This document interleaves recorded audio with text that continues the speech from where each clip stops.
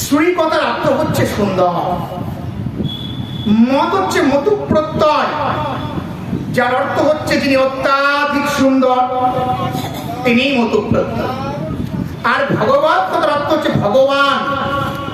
ভগবানের মানে ভগবানের যে 6টি গুণ আছে, এই 6টি গুণকে নিয়েই কিন্তু ভগবান সৃষ্টি হয়েছে। আমাদের শাস্ত্রে বলছে সিসরো ঐশ্বর্যস্বালী শ্রী ভগবান নিধিঃ, 6টি গুণ যার মধ্যে আছে তিনি কিন্তু ভগবান।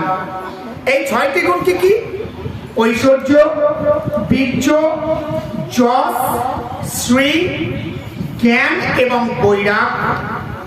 এই 6টি গুণ যার মধ্যে আছে তিনি কিন্তু ভগবান।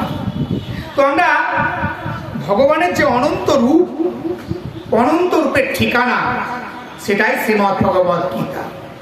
আমরা শ্রীমদ্ ভগবত গীতার পড়ার আগে আমরা জানবো গীতা শুধুমাত্র একটা বই নয়। দিস ইজ নট এ বুক, এটা বই নয়।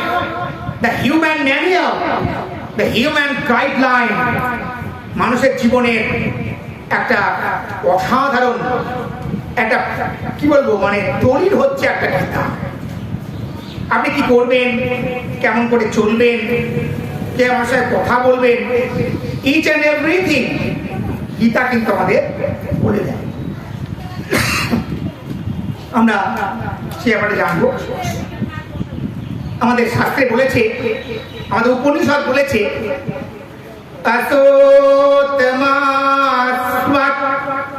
গময়া তমসো জ্যোতির্গময়া মৃত্যু অমৃত গময়া।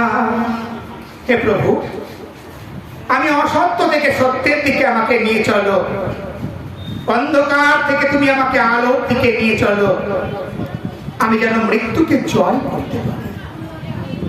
মৃত্যু জীবনের কাম্য, মৃত্যু আসবে। এই জন্য সাধারণ মানুষেরা মৃত্যুকে ভয় পায়, আর যারা তাত্ত্বিক ব্যক্তিগণ তারা কখনোই মৃত্যুকে ভয় পায় না। ওই জন্য ব্রজবুলি ভাষায় রয়েছে মরণেরে তুহু মম শ্যাম সমান। মৃত্যুকে শ্যাম বা কৃষ্ণের বাঁশির সঙ্গে তুলনা করা হয়েছে। কৃষ্ণের বাঁশির শব্দ শুনে যেমন শ্রী রাধিকা তন্ময় হয়ে যেতেন, তেমন মৃত্যু মানে জীবনের শেষ স্টেশন নয়, তারপরেও একটা ধাম রয়েছে, আর সেটি হচ্ছে কৃষ্ণ ধাম। সেই বৈকুণ্ঠ ধামে পৌঁছানোর জন্য আমাদের জীবনকে শাশ্বত অনুভূতি রঙে রঞ্জিত করতে হবে, আর সেটাই হচ্ছে গীতা। এই গীতাকে না পড়লে আমরা সে জগতে যেতে পারবো না কখনো। ওই জন্য এই গীতাকে আমাদের পড়া অবশ্যই দরকার।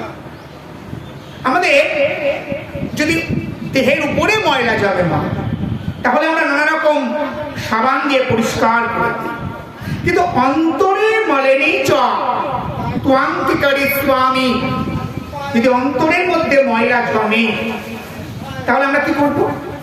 কি করবো? একমাত্র পারে শ্রীমদ্ ভগবত গীতা।